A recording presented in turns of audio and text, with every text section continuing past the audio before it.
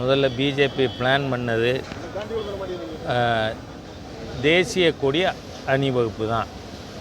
தமிழ்நாடு முழுக்க, பாரத தேசம் முழுக்க எல்லா இடங்கள்லையும் அது நடந்து கொண்டு இருக்குது. ஆனால் துரதிருஷ்டவசமாக திருவாரூர் மாவட்ட காவல்துறை அதற்கு அனுமதி கொடுக்கலை. எனக்கு அதிர்ச்சியாக இருக்குது. தேசிய கொடி எடுத்துகிட்டு ஊர்வலம் போகிறதுக்கு எந்த கட்சி கொடியும் கிடையாது. அதில் எங்கள் மாநில தலைவர் திரு நயினார் நாகேந்திரன் அவர்கள் ஏற்கனவே சொல்லியிருந்தார், எல்லா கட்சிகளும் வாங்க, எல்லா அமைப்புகளும், மாணவர்கள் எல்லாரும் வாங்கன்னு. அப்படிப்பட்ட ஒரு நிகழ்ச்சிக்கு காவல்துறை அனுமதி கொடுக்காதது உள்ளபடியே வன்மையாக கண்டிக்கத்தக்கது, துரதிருஷ்டவசமானது. ஆனால் இந்த ஆர்ப்பாட்டத்தில்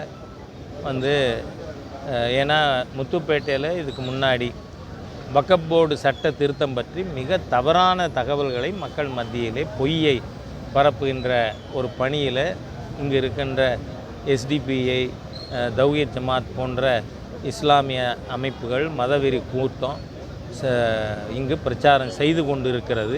அதுக்கெல்லாம் அனுமதி தரப்பட்டு இருக்கிறது. ஆகவே இவைகள் பற்றி மக்களுக்கு தெளிவு ஏற்படுத்துவதற்காக இன்றைய தினம் நம்ம இந்த நிகழ்ச்சி நடந்தது. இதில் நீங்கள் அனைவரும் முன்னாடியே கேட்டிருக்கீங்க. சகோதரர் வேலு இப்ராஹிம் அவர்கள் அந்த சட்டத்தில் இருக்கிற குறிப்பாக செக்ஷன் 40 இந்த மாதிரியெல்லாம் தவறாக பயன்படுத்தப்படுது அப்படிங்கிறது பற்றியெல்லாம் பேசியிருக்கார்.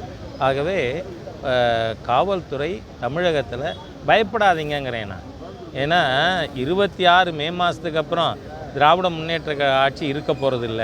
அதனால் உங்கள் யார் மேலேயும் நீங்கள் பிஜேபி ஊர்வலத்துக்கு அல்லது தேசிய கொடி ஊர்வலத்துக்கு அனுமதிச்சா உங்கள் மேலே ஏதாவது அரசாங்க நடவடிக்கை எடுக்குமான்னு பயப்பட வேண்டாம்னு சொல்லிக்கிறேன்னா, நீங்கள் ஏதாவது கேட்குறது இருந்தால் கேட்கலாம். 2026 ஆட்சியில் நீங்கள் பங்கு பெறுவீங்களா?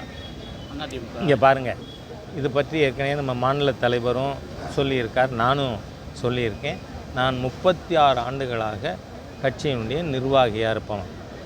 ஒரு நாளும் கூட்டணி பற்றியோ, கூட்டணியில் யார் பங்கு பெறுவார், ஆட்சியில் பங்கு பெறுவதா இல்லையா, இது எல்லாம் முடிவு செய்ய வேண்டியது தேசிய தலைமை.